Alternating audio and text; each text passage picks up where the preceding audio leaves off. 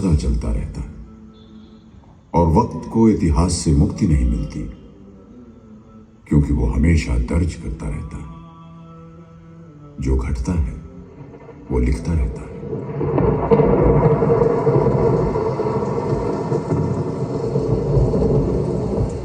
सन 1036 था और श्रावण महीने की कोई तारीख थी और वक्त आधी रात का।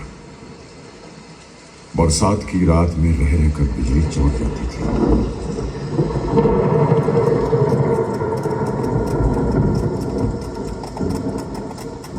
राजा कांकिल देव अपने कुछ वफादार राजपूत सिपाहियों के साथ इन पहाड़ी जंगलों से गुजर रहे थे। हर बार बिजली चमकती तो कुछ दूर का रास्ता दिखा जाता और मुसाफिरों की ये टुकड़ी कुछ दूर आगे बढ़ जाती।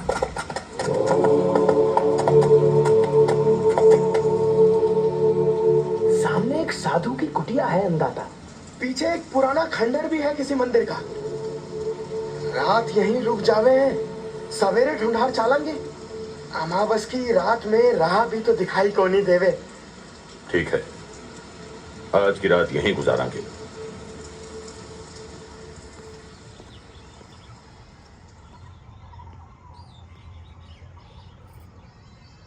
सवेरे सवेरे लाल सुर्ख तमतमा तो होयो सूरज निकलियो है महाराज।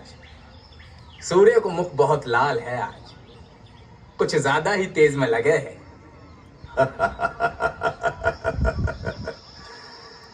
सूर्यवंशियों के चेहरों पर ऐसा ही तेज हो गया है। वो हमारे ही वंश से है, या कह लो कि हम उनके वंश से हैं। रत्नप्रभं तीव्रमनादिरूपं दारिद्र्यदुःखक्षयकारणचापुनातु मां रक्षतु। थारो वंश तो सूर्यवंशी श्री राम से जाकर मिले हैं ना महाराज।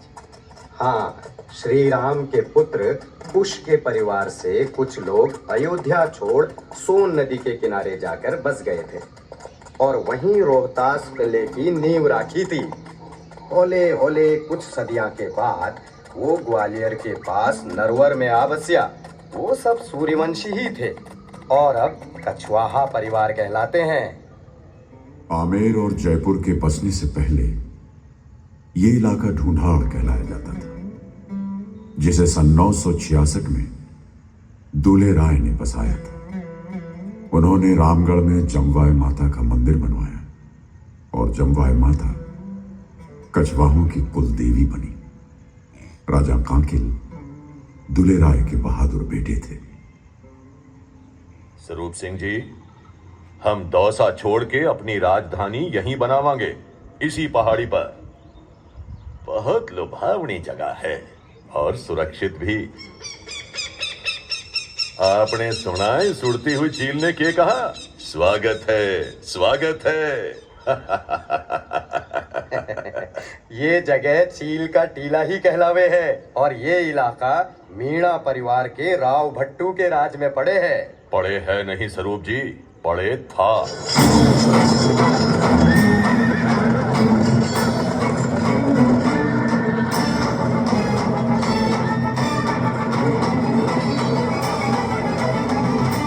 राजा कांकिल को उस इलाके को फतेह करके राजधानी बनाने में देर नहीं लगी। कहा जाता है कांकिल देव ने पहाड़ की चोटी पर कांकिलगढ़ बनाया और महादेव का अंबिकेश्वर नाम से एक मंदिर बनवाया। अंबिकेश्वर से ही उसे आमेर का नाम मिला। लेकिन कहावत यह भी है कि मीणा परिवार की देवी अम्बा माता की निस्बत से यहाँ का नाम पहले से ही आमेर था। वैसे कहावतें हकीकतों से ज्यादा दिलचस्प होती हैं। यह भी कहा जाता है कि कांकिल देव के पिता दूल्हे राय ही मशहूर प्रेम कहानी ढोला मारू के ढोला राय हैं।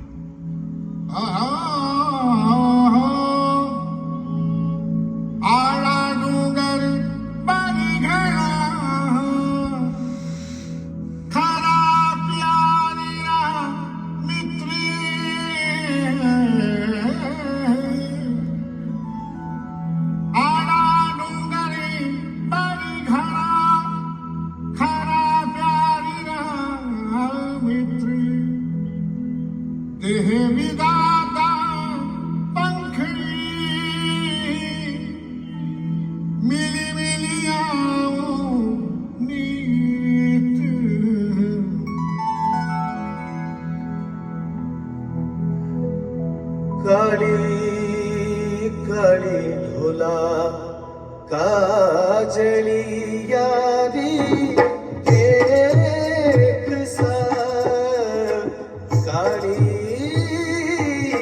काली काजली यारी एक सा कोई बुराड़ी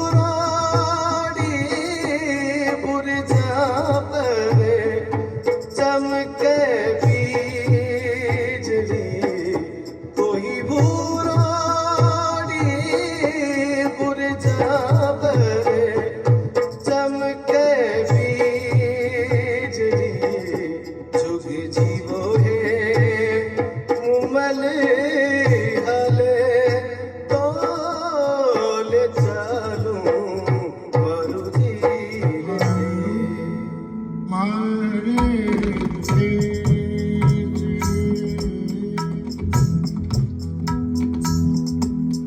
केसरिया बालम आमुनी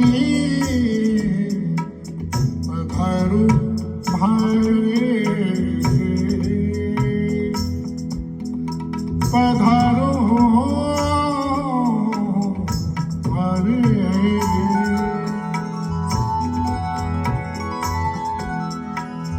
बागा मीठी कोयली तोरानी मीठी तलीवार तलीवार तलीवार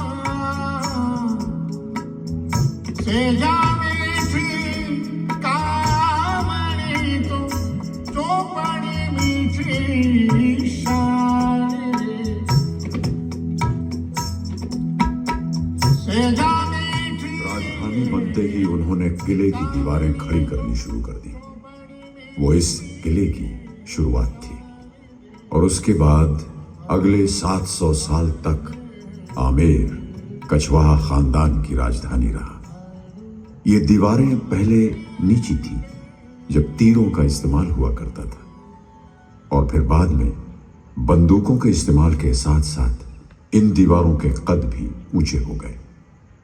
गौर से देखें तो पता चलता है कि ये एक ही वक्त में तैयार नहीं हुआ, बल्कि हर हुक्मरान के साथ ये बढ़ता रहा, सजता रहा। इस दौर के एक कवि ने दर्ज किया है, पहुंचत भो आमेर में हुकुम भूप जैसा ही महल चील ठौरा बने बासर उत्तम माही जयगढ़ ताको नाऊंगे भाशिव फेरी नरेश करनी अधिकाई जिते बरनी जाति न शेष। राजपूत जितना तलवार का धनी है उतना ही बड़ा प्रेम का धनी भी है। तलवार से वो घायल करे, नैन से घायल हुए, तेग और भाले सब सहे, बैन से घायल हुए। शायद हर बड़े सूरमा में ये दोनों गुण साथ साथ ही पलते हैं। कछवाहा खानदान के हर हुक्मरान ने इन्हीं गुणों से आमेर की परवरिश की। कछवाहा खानदान के छठे हुक्मरान पसवन एक ऐसे ही सूरमा थे। उनकी हिम्मत और हौसले के लिए कहा जाता है कि युद्ध में वो शत्रुओं की फौज से ऐसे काटते पीटते गुजर जाया करते थे जैसे कमल के तालाब से कोई हाथी गुजर जाए।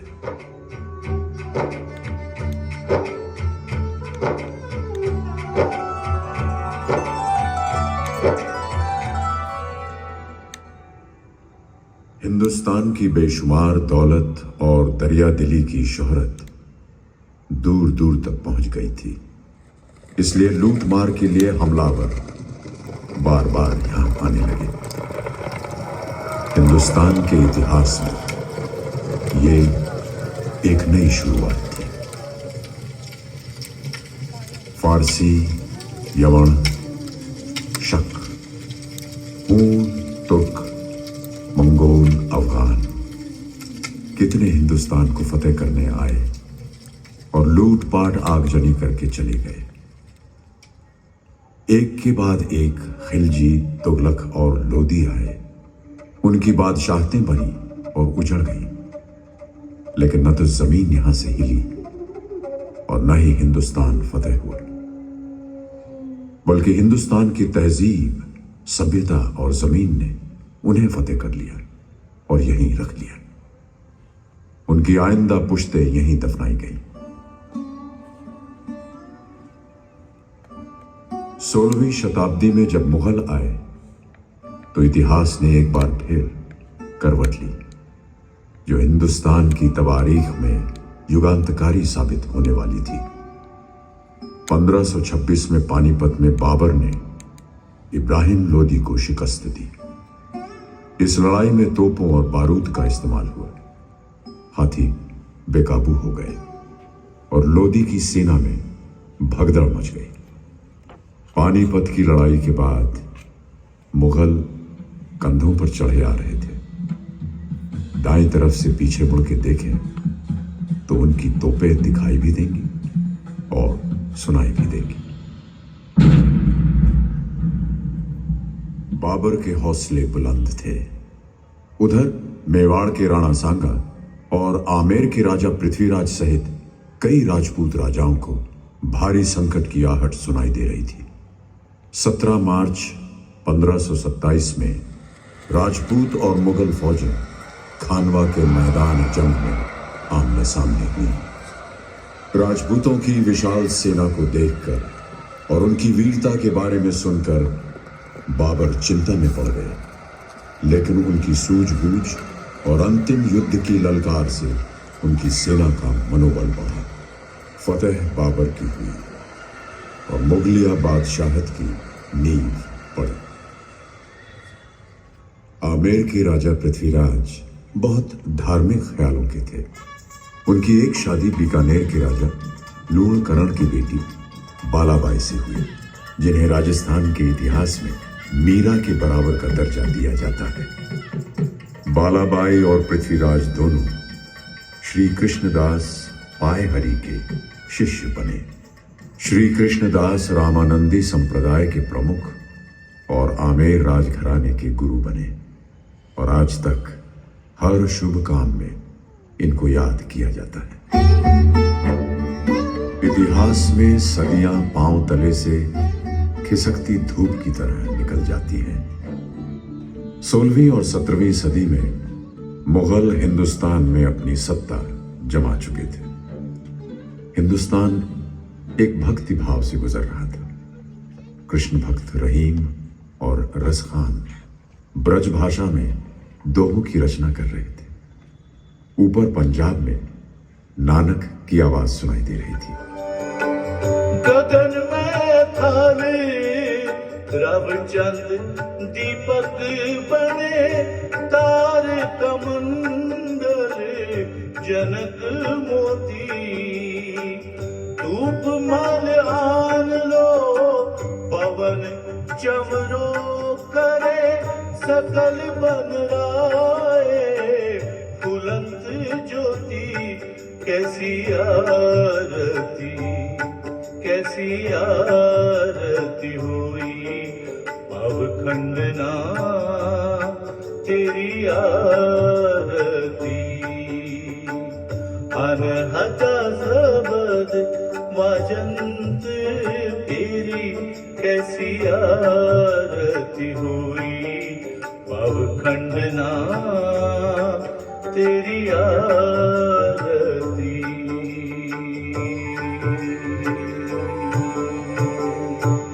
बनारस में तुलसीदास रामचरितमानस की रचना कर रहे थे। रघुकुल रीत सदा चले आए,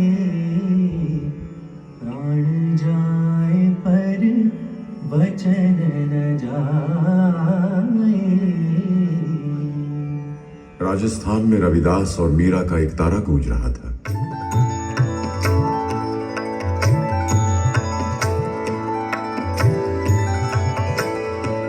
मेरे को गिरधर गोपाल दूसरों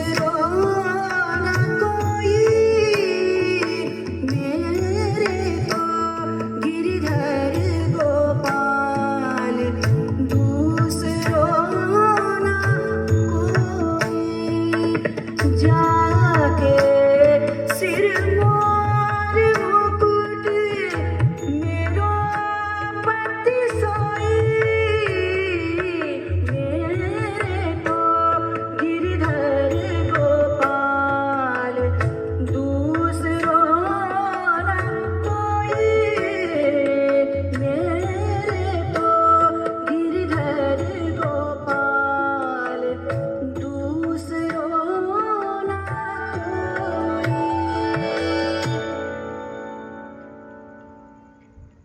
प्रेम, दोस्ती और अमन की भावना हवा में रच गई थी। सियासत में भी दोस्ती और समझौतों की आवाज सुनाई दे रही थी। खाना जंगी रोकने का यही एक तरीका था। ख्वाजा जी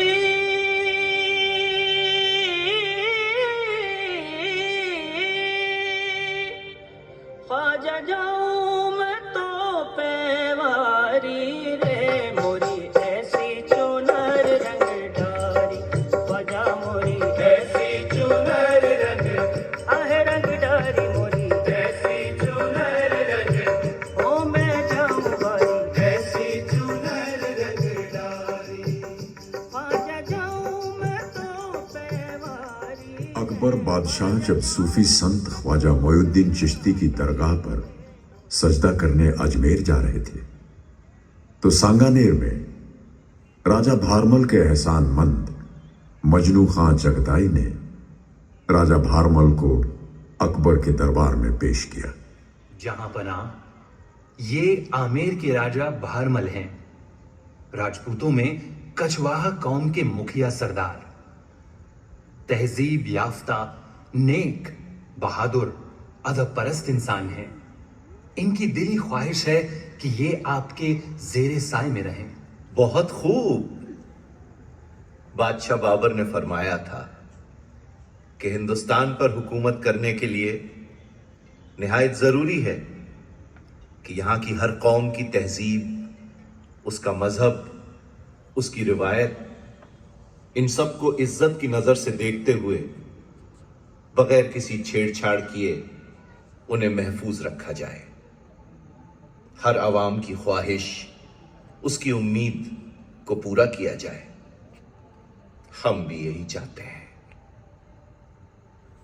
राजा भारमल, हम आपका इस्तकबाल करते हैं। फरमाइए, आप क्या चाहते हैं? जहां बना, मैं चाहता हूं कि अपनी बेटी का हाथ आपके हाथ में दूं। अपनी तलवार की सौगंध खाकर कहता हूं कि हम पुश्त दर पुश्त आपके और आपके खानदान के वफादार रहेंगे।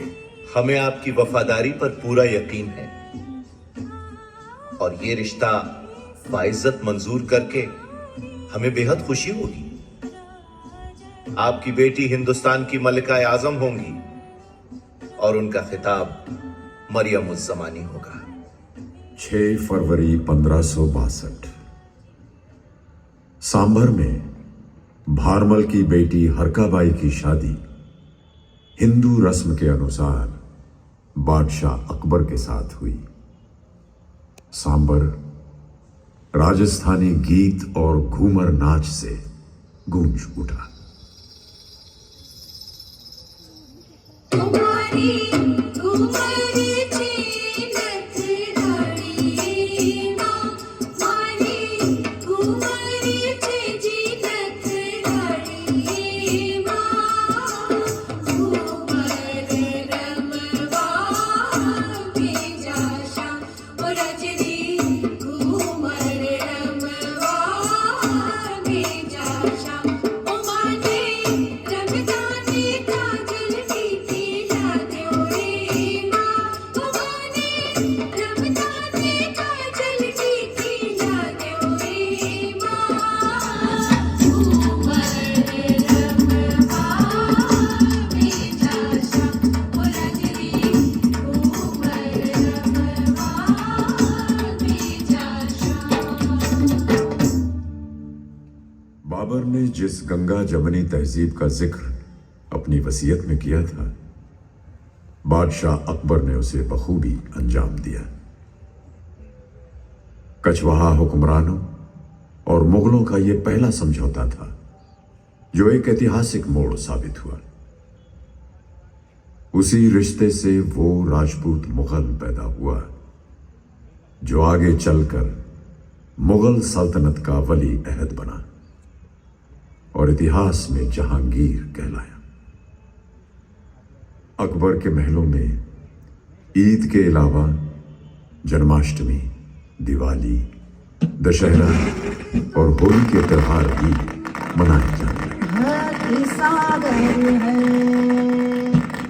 14 भुवन में उजागर है, ये कोकिल बनी सदानंद किशोरी मृगनयनी महिमा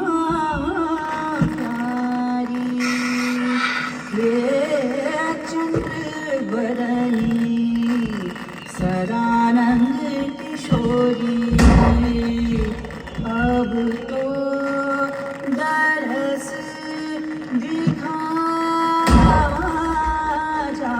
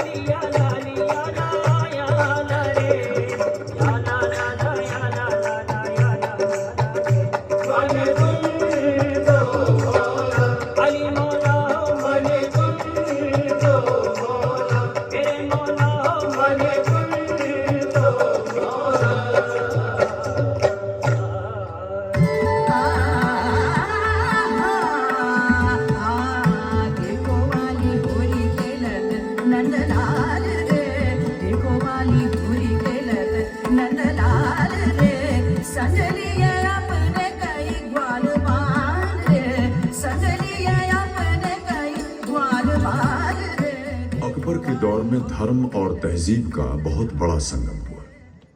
अकबर सांगानेर से जाते हुए राजा भारमल के पोते मानसिंह को साथ ले गए। राजा मानसिंह अकबर के 9 रत्नों में से एक थे और उनके सबसे बड़े सेनापति। संस्कृत, फारसी, राजस्थानी और हिंदी के विद्वान। 1599 में जब आमेर महल बना तो अकबर के दरबार की तरह आमेर भी विद्वानों, कवियों और दानिशवरों से भर गया। मानसिंह के जमाने में कलाओं का अद्भुत मिलन हुआ और यह भी हुआ कि रानियों के बैठने का भी प्रबंध किया गया और उनके पर्दे के लिए जालियां लगवा दी गई।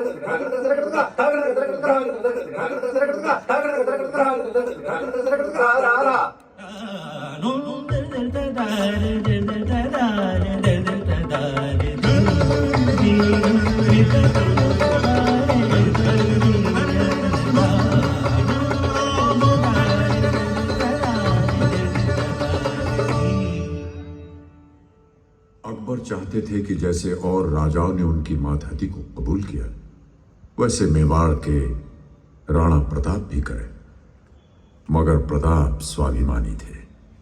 प्रताप को समझाने की जिम्मेदारी राजा मानसिंह को दी गई। उन्होंने खुद प्रताप से खाने की दावत मांगी। यह बात गैर मामूली थी असाधारण थी। प्रताप ने यह आग्रह मंजूर तो कर लिया, क्योंकि घर आए मेहमान की पेशकश को अस्वीकार करना राजपूती शान के खिलाफ था। लेकिन भोजन पर उनके साथ बैठकर खाने से इनकार कर दिया और सरदर्द का बहाना कर लिया। राजा मान सिंह समझते थे। वो भोजन से खड़े हो गए और कहा, हम उनके सरदर्द की दवा तो कर सके हैं, लेकिन इस बद दिमागी का इलाज हमारे पास है कोनी। मेहमान नवाजी नहीं जानते तो थाली परोसकर अपनी मेजबानी की इज्जत तो रख सके हैं। राजपूतों के अंदाज निराले हैं, सूरमाओं के तेवर भी हैं उनमें और धर्म की श्रद्धा भी। राजा मान सिंह ने सामने पड़ी थाली से चावल के चंद दाने उठाए और अपनी पगड़ी में अड़स लिए।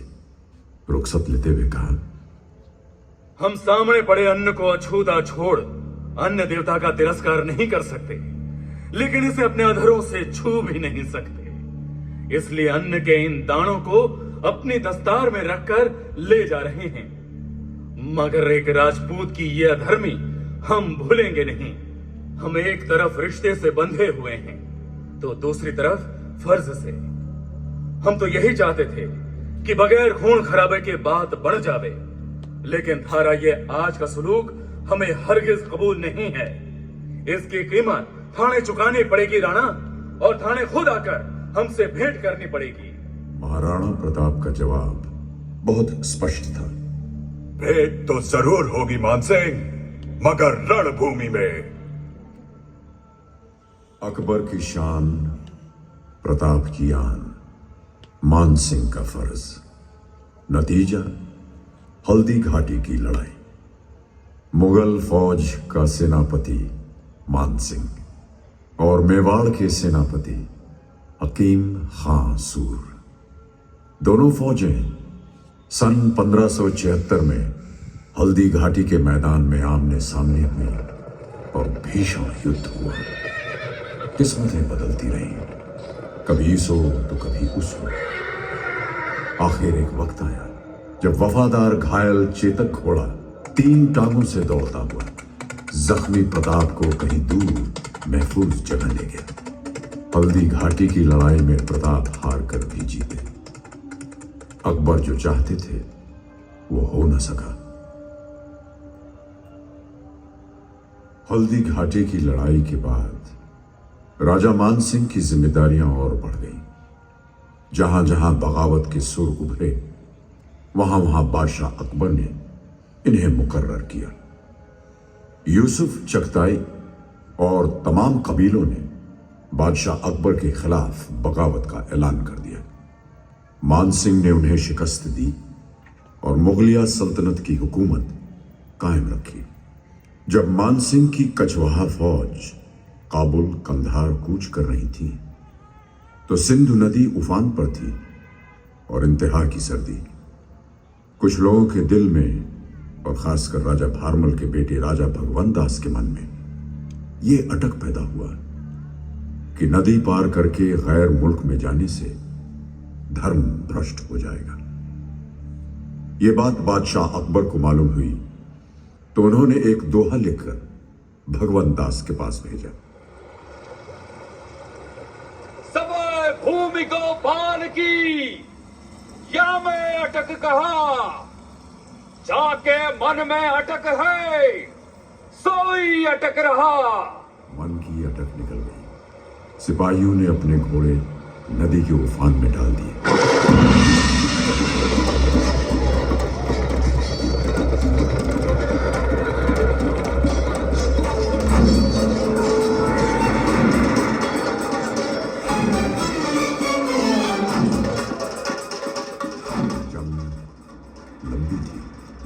राजा मान सिंह को 6 साल लगे फतेह हासिल करने में। फतेह के बाद चौमू समोद के ठाकुर मनोहर दास ने अफरीदी, रोशनिया, यूसुफ जई, तारिकी और गौरी कबीलों के अलग अलग रंग के झंडों को मिलाकर राजा मान सिंह को सौंप दिया, जिससे आमेर का अपना पंचरंगी झंडा बना।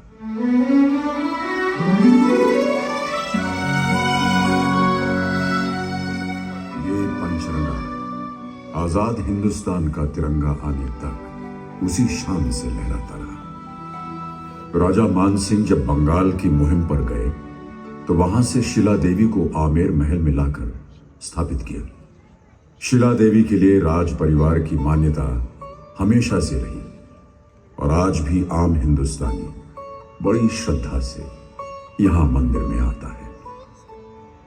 राजा मानसिंह के बाद मिर्जा राजा जयसिंह ने आमेर की रवायत को कायम रखा और आमेर दरबार की शान को कम नहीं होने दिया। मिर्जा राजा ने आमेर का दीवाने आम बनवाया और ऐसी शानदार कारीगरी की कि आगरा का दीवाने आम भी उसके सामने मंद पड़ गया। अब भी जहां जहां वक्त ने उसे कुरेदा, मिर्जा राजा के दीवान की शान झलकती नजर आती है। उन्हीं के दरबार में बिहारी लाल हर रोज एक दोहा पढ़ते थे और एक अशरफी पाते थे। या अजुरागी चित्त की गति समझे नहीं कोई, जो जो बूढ़े शाम रंग त्यों त्यों ज्वल हो।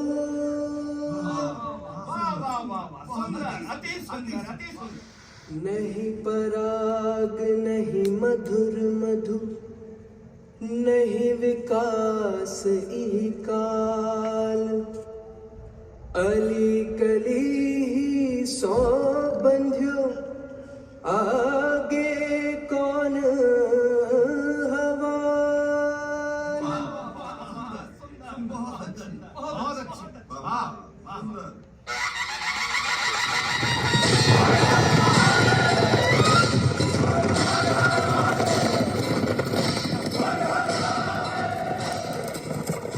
मराठों के हमले दिल्ली और राजस्थान पर बढ़ने लगे थे। जब औरंगजेब की हुकूमत शिवाजी को पकड़ने में नाकामयाब हुई तो औरंगजेब ने 1665 में मिर्जा राजा जयसिंह को पुरंदर की मुहिम पर भेजा।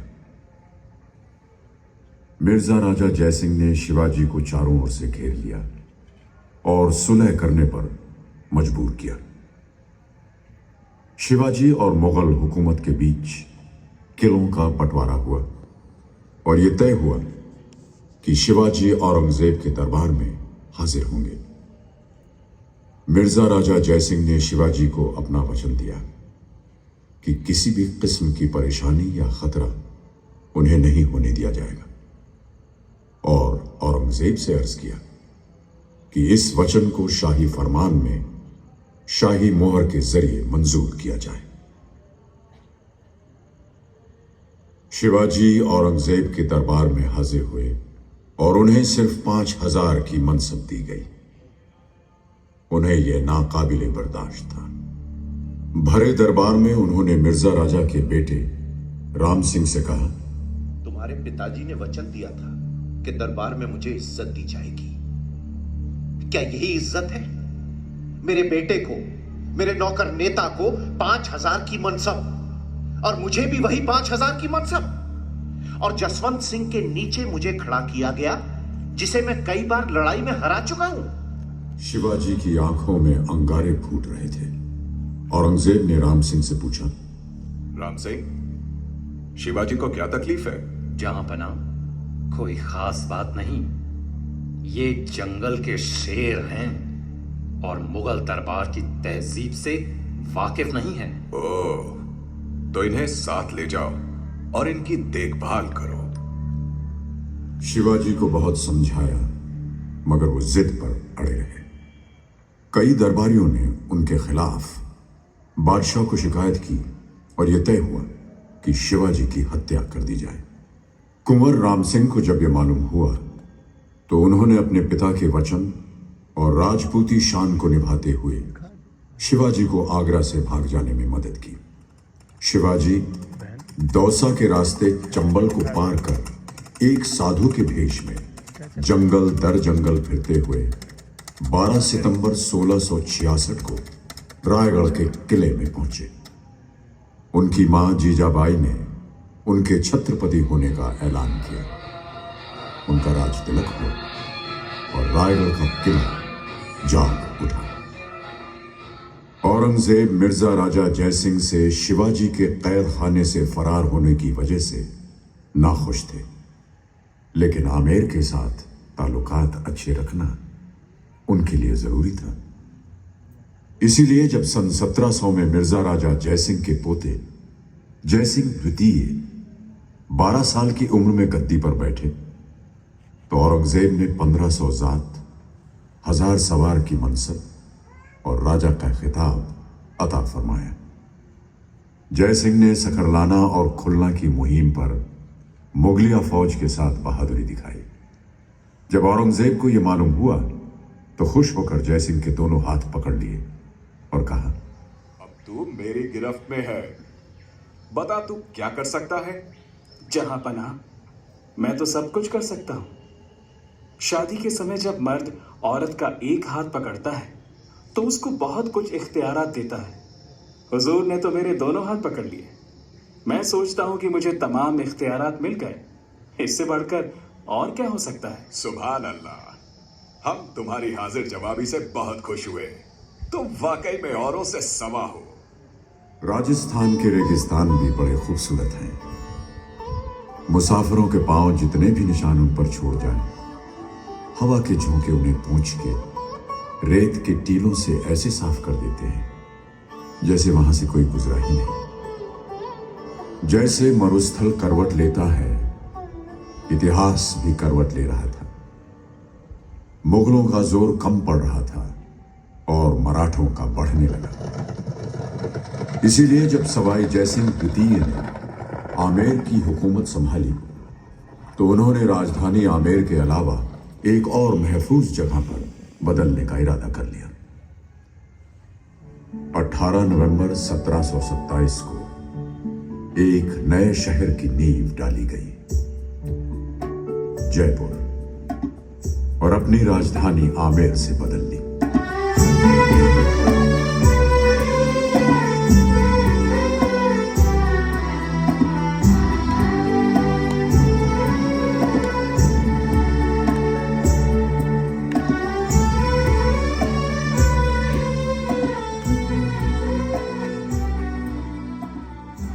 सवाई जयसिंह बहुत दूरंदेश इंसान थे।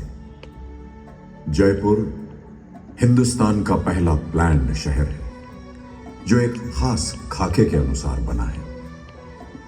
जयपुर की शान आज भी जयपुर जैसी है, हिंदुस्तान के सर पे दस्तार की तरह सजा है। सवाई जयसिंह को ज्योतिष, गणित और साइंस में बहुत दखल था। दिल्ली, जयपुर, बनारस, उज्जैन और मथुरा के जंतर मंतर उन्हीं की देन है। वो पहली ऑब्जर्वेटरीज हैं हिंदुस्तान की। यह गलत नहीं होगा अगर कहा जाए कि 300 साल पहले सवाई जयसिंह ने आधुनिक हिंदुस्तान की बुनियाद रखी थी। डिस्कवरी ऑफ इंडिया में पंडित जवाहरलाल नेहरू ने इनकी तारीफ में लिखा है, सवाई जयसिंह जैसा इंसान कहीं भी किसी भी जमाने में पैदा होता तो कमाल करता। वो सिर्फ एक हाकिम, एक जंगजू, एक सियासतदान ही नहीं, हिंदुस्तान के सबसे तारीख दौर में एक रोशन दिमाग लेकर पैदा हुआ था। जयपुर शहर के राजधानी बनते बनते आमेर की रौनक कम होने लगी। 600 साल के बाद आमेर को सुस्ताने का वक्त मिला, लेकिन मराठों के हमले बार बार उसे झंझोड़ कर जगा देते।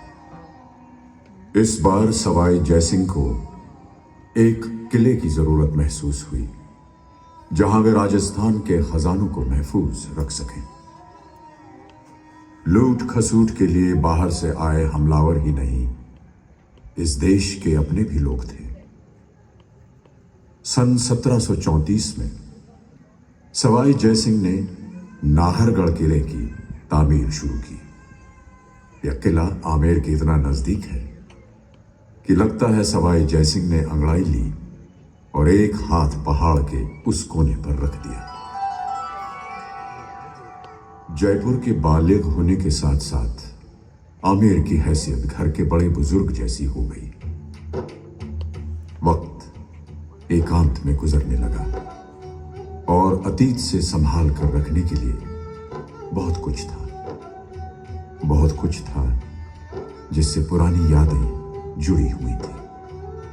आपके सामने खड़ा है सूरज पोल और उसके पीछे पश्चिम में है चांद पोल। एक उभरता है, एक गुरूब होता है, लेकिन यहां ये दोनों दरवाजे एक दूसरे के आमने सामने देखे जाते हैं। चांद पोल के आगे ही किले की पुरानी बस्ती शुरू हो जाती है। आपके बाईं तरफ जयगढ़ किले जाने के रास्ते पर एक 7 मंजिला ऊंचा मीनार है जिसका नाम है दीवा बुर्ज। किसी जमाने में यह रोशन मीनार आमेर का रास्ता बताने का काम करता होगा। 101 सीढ़ियां चढ़नी पड़ती हैं इसकी ऊपरी मंजिल पर पहुंचने के लिए। फसीलों पर छोटी बड़ी तोपें अब भी उसी तेवर के साथ रखी हैं जिस तेवर से कभी ये दहाड़ा करती थी। जय बान दुनिया की सबसे बड़ी तोप है जो महाराज जयसिंह ने तैयार करवाई थी। 20 फुट लंबी इसकी नाल है। 3 लंबे कद के आदमी लेट जाए तब भी चौथे के बैठने की जगह बच जाती है।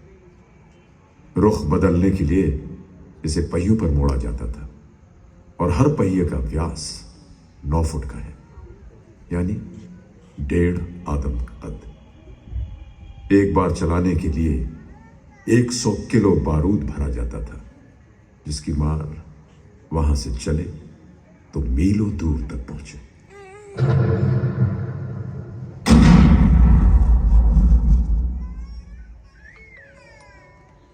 माजी को संभाले, अतीत को गले लगाए, आमेर तन्हाई में खोने लगा।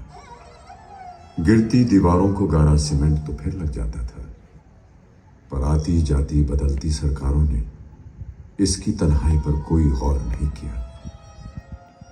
मंदिरों की पूजा पाठ तो चलती रही, लेकिन हुक्मरानों की आमोदरफ्त जयपुर तक ही महदूद रह गई। राजधानी अब जयपुर थी। जयपुर ने सब देखा, अंग्रेजों का दौर देखा, आजादी की लड़ाई भी देखी, आजादी भी। लेकिन आमेर दूर के रिश्तेदार की तरह अकेला पड़ गया। बस यूं ही खामोश खड़ा जयपुर को देखता रहा। जयपुर को हिंदुस्तान के सर पर दस्तार की तरह सजते देखा, लेकिन अपनी उदासी को कहां छुपाता। वक्त की बहुत गर्द गिरी सर पे। 2 सदियां गुजर गई, हुक्मरान आए और चले गए। आखिरकार हिंदुस्तान में लोकतंत्र का दौर आया। आमेर फिर भी इंतजार करता रहा, कोई आएगा। कोई आया। सन 1954 में आमेर को जनता के लिए खोल दिया गया। जनता को अंदर आने की इजाजत दे दी गई। होंगे राजे राजकुंवर हम, बिगड़े दिल शहजादे, बिगड़े दिल शहजादे। हम सिंहासन पर जा बैठे, जब जब करे इरादे, जब जब करे इरादे। आमेर अब लोगों का था और लोग आमेर के। आमेर को आज भी याद आता होगा वो जमाना जब सुबह सुबह शिला माता के मंदिर में आरती की घंटियों और शंख की आवाज सुनाई देती थी। श्लोकों का पाठ, अकबरी मस्जिद से आजान, जहां बजता था शंख वहां होती थी आजान भी। नक्कार खाने से शहनाई की भैरवी, वो दरबारियों की चहल पहल, हाथियों की चिंगाड़, वो घोड़ों का हिनहिनाना, वो चौबदार की आवाज, बादब बामुलाहिजा होशियार सूर्यवंश आमेर नरेश महाराज मानसिंह जी पर हार रहे हैं। वो राजा का दरबार में नामुदार होना, वो सियासती बातें, वो रानियों की किलकारी, वो जनाने में गीत, वो दरबार में ध्रुव पद, वो घुंघरू की झनकार। इसकी किस्मत में लिखा है यूं ही चुपचाप खड़ा रहना, यूं ही दौरे जमाने को बदलते देखते रहना। ये गवाह है उस शाही जमाने की शान और शौकत का, ये गवाह है तख्त और ताज के बदलने का, ये गवाह है माजी का, आज का और आने वाले कल का।